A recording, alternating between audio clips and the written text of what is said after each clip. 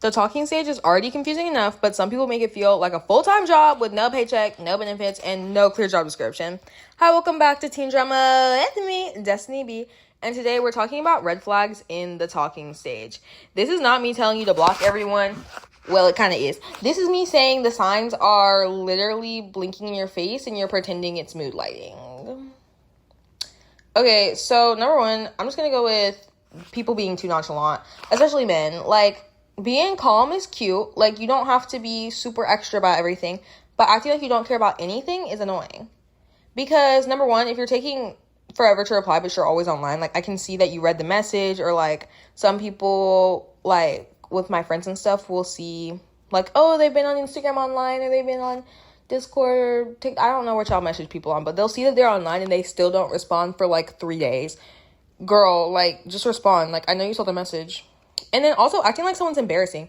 Like, girl, like, okay, so you want to hold my hand and cuddle and do all this crap and then talk all this crazy stuff with me, but the second we get around your friends, you don't even know who I am? You don't even know who I am? I think that's actually crazy, personally.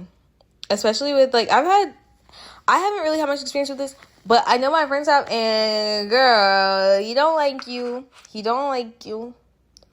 And then also never making plans.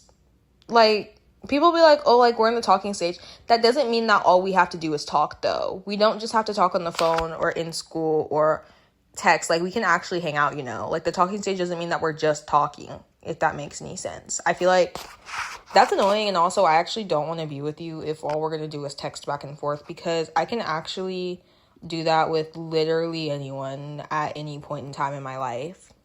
Also, giving dry responses. Hey, what are you doing? None. How's your day going?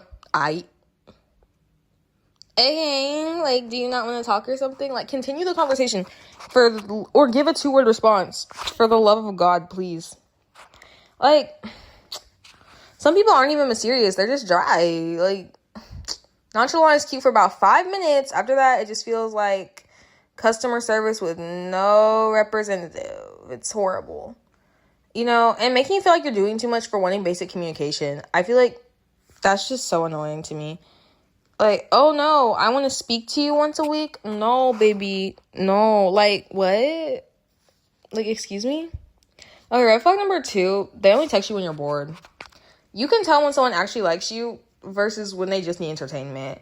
So, like, if they're only texting you late at night, like, you're trying to go to bed and they're texting you, it's because they actually don't have anything better to do. It's not because they like you. It's not because they want to text you late at night. It's because they're bored. Or only texting you when their friends are busy. You know, like, oh yeah, like, Marcus, Matthew, Mackay, and Malachi all couldn't talk, so now I'm talking to you. You don't like me. You're just bored. And that's frustrating to me. Also, disappearing when they have better plans. If I don't hear from you for a month because you had plans, it doesn't take much to, like, I understand people being busy, but I feel like it honestly doesn't take much to literally send a good morning text or something like that. Like, oh, good morning, I hope you have a good day. Just letting you know I'm busy today, so I can't talk or anything like that. Like, I feel like that's not a lot of effort.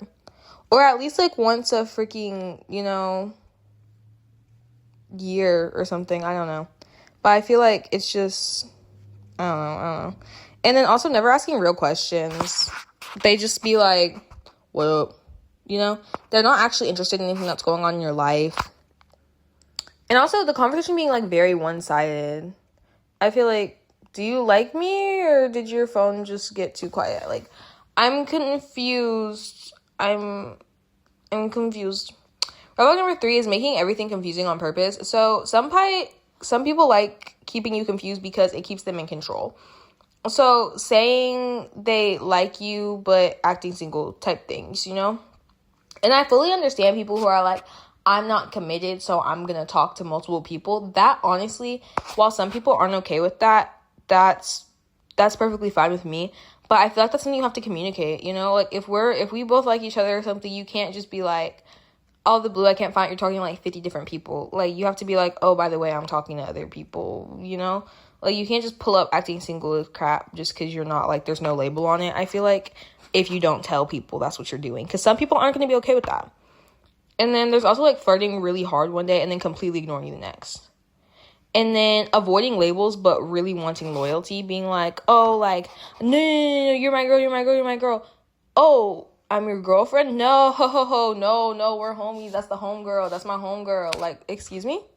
Like, what are we? I'm confused. Because yesterday you told me you love me and that you would never let another man touch me. I'm confused. I have a question. Like, I don't want, like, you can't want relationship benefits with talking stage commitment. I feel like, and then making you feel dramatic for asking simple questions, like, being like, so what are we? Oh my God, bro. Oh my God.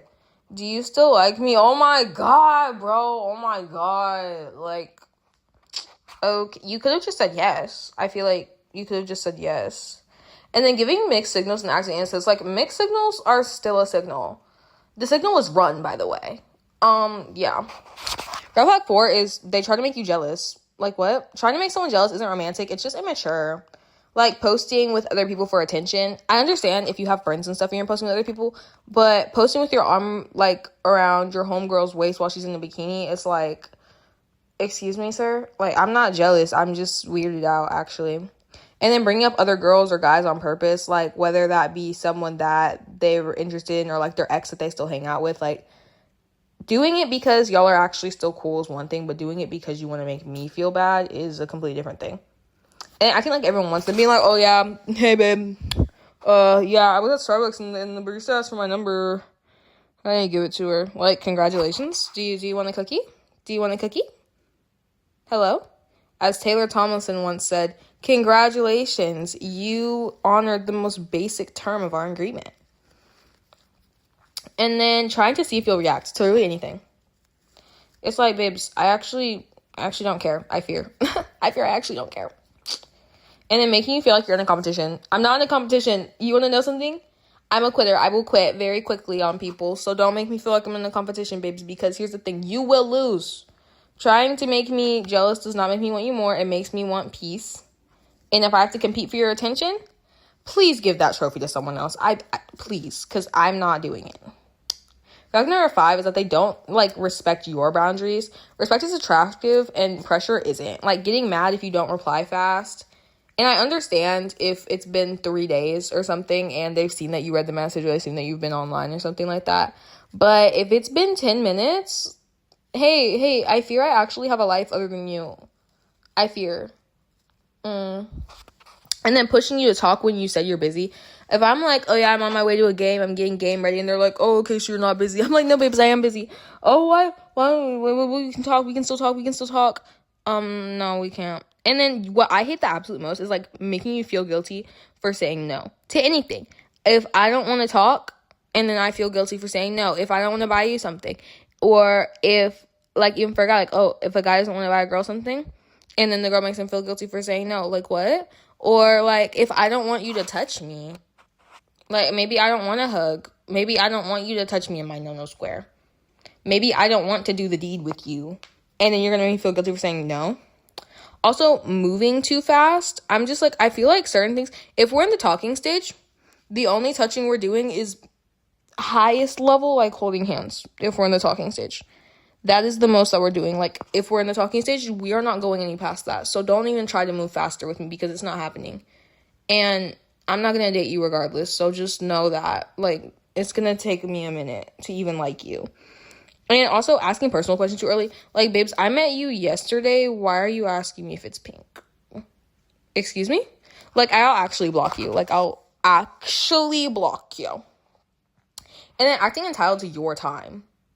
Like, you do know that you're optional, right? And I'm not saying as if, like, oh, yeah, everyone's like, this, that, and the third. But I feel like if someone can't handle simple boundaries, they don't need access to you. And also, remember that you're not mean for having boundaries. They're weird for acting offended by them. Like, excuse me? Red flag number 6 is they talk bad about every ex or past crush. Okay, if everyone they liked was crazy, we need to investigate. So it makes sense if, like, one person, if they've only been with one person in their entire life and they're like, oh yeah, this, that, and the third happened. That makes sense. But it's like, if you've been with 100 people and every single one of them was crazy, or if you've been with 5 people and one of them was crazy, that's perfectly fine. But if you've been with a bunch of people, every single one of them was crazy, I have questions. Like, if we're blaming every past situation on the other person, being like, oh yeah, they wrecked my car. Well, why'd they wreck your car? Because they were 5 and I let them drive it. Like, sir, I fear that's on you. And then also never admitting they did anything wrong. Sometimes guys will tell me a story and I'm like, I can name 100 reasons why they did that. And then calling every ex toxic, because I fear you're going to think that I'm toxic too, because that blocked and delete button gets clicked very fast with me. Like, very fast. I don't like playing games. Acting like they're always the victim. Like, babes, I actually fear that I've actually never met anyone in my entire life who has always, every situation in their life, been a victim. And most times, you're not. And then, along with that, refusing to take accountability. Like, excuse me? If every person in your past is a villain, we need to see the full documentary. And sometimes the common denominator is not them, it's you. Like, either you're bad at picking people or you suck as a person. And it's one or the other, and that's okay. And red flag number 7 is they're nice to you but rude to everyone else. And I feel like this is something that isn't talked about so much. And how someone treats other people tells you a lot. Like, being rude to workers. So whether that be if you're at school and they're mean to the custodians, like, oh, well, that's their job, they'll clean it up. Or if they're mean to wait staff at places. Or if they're mean to, like, hotel people. Like, that's the ultimate red flag. Like, actually, blocked and deleted. Being disrespectful to teachers is actually stupid to me. Like, they don't get paid enough to be here, especially the nice teachers. Like, I don't think you should be disrespectful to anyone, but I kind of understand it if the teacher is disrespectful towards you, Like, if the teacher is a very mean teacher, if she treats people poorly, I can slightly understand if you don't care if you make a little bit of noise in her class or something like that. But I feel like being rude to, like, one of the best teachers or something, like, we can actually throw hands, because that's my favorite teacher, and they actually make a difference in people's lives, and they actually don't get paid enough to do it, I feel like. And then making fun of random people. And I fully understand, like, cracking a joke at a stranger every once in a while, but every day, every 5 seconds of the way, like, we get it, he's bald, calm down. Jesus. And only being mean to their friends for laughs. And, like, don't be mean to your friends regardless, but being mean to your friends for laughs, it's not worth it. And only acting sweet when they want things towards other people. Like, and if you're only nice to people you're attracted to, you're not nice, you are strategic. It is a manipulation tactic, and they're gonna start being mean to you too. So, plus, being rude isn't confidence. It's bad home training, so you need to work on that. And then red flag number 8, you feel anxious more than excited around them. The talking stage should not feel like emotional homework, because it's literally like the honeymoon stage. Like, you're getting to know this person, you should like everything about them. Rose-colored glasses. Like, if you're seeing red flags, just start running. Like, if they're constantly checking, like, if you're constantly checking your phone to see if they texted, and I understand being like, oh, I really like this person, constantly checking your phone, but being like, they haven't responded in 3 days, constantly checking your phone is crazy. Overthinking every text, feeling nervous when they don't respond because they might be doing something, wondering if you said something wrong, or feeling drained instead of happy around them. All of those things, it's just like, why are we anxious? Like, babes, this is the best it's gonna get. So, because when they're trying to get you, they're putting forth their 100% maximum effort. So after that, it's just all downhill from there. Like, if someone feels like studying for a test you didn't know you had, that's a problem. Like, butterflies are cute. Anxiety with contact name is not. I don't mess with that. I feel like you shouldn't feel anxious around the person if you're just getting to know them. Red flag number 9 is they want your attention, but not your feelings. So some people like being liked more than they like you.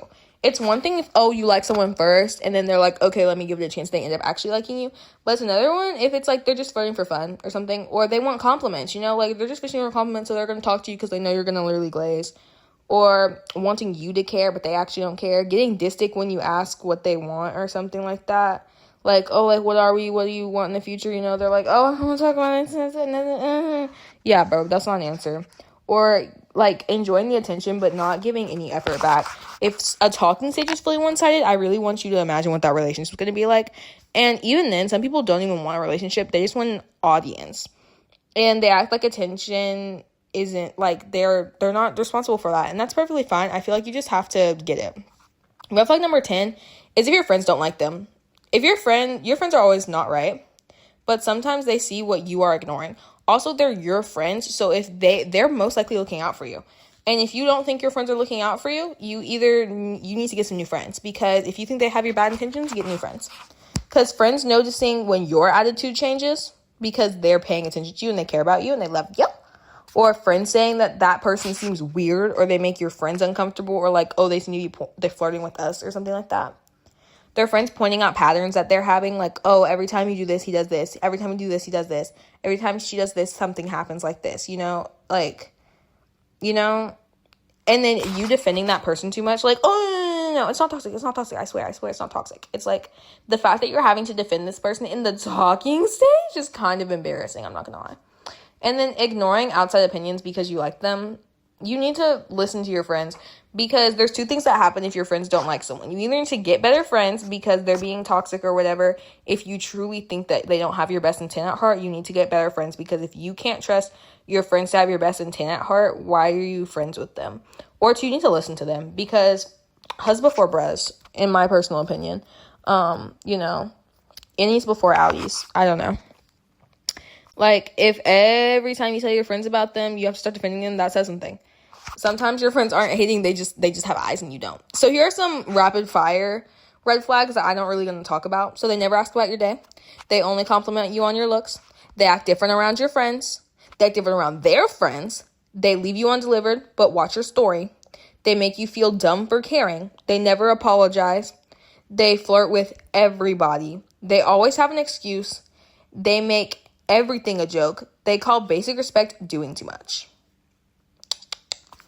The talking stage is supposed to help you figure out if you like someone, not make you lose your mind. If someone is confusing, disrespectful, inconsistent, or making you feel like you have to beg for basic effort, that might be your sign. And yes, sometimes we ignore red flags because the person is cute, but being cute does not cancel out being stressful. That's it for today's episode. Teen Drama Anthony and Destiny B. Follow, like, comment on my YouTube or Spotify, because that's where I check my comments. And don't forget to subscribe to my YouTube, because why don't I have any subscribers? It's Destiny Black, and then you can look up any of my episodes on there. Anyways, so do all the interactive thingies, and then let me know what is the biggest red flag in the talking stage for you. Okay, bye-bye. I'll see y'all later.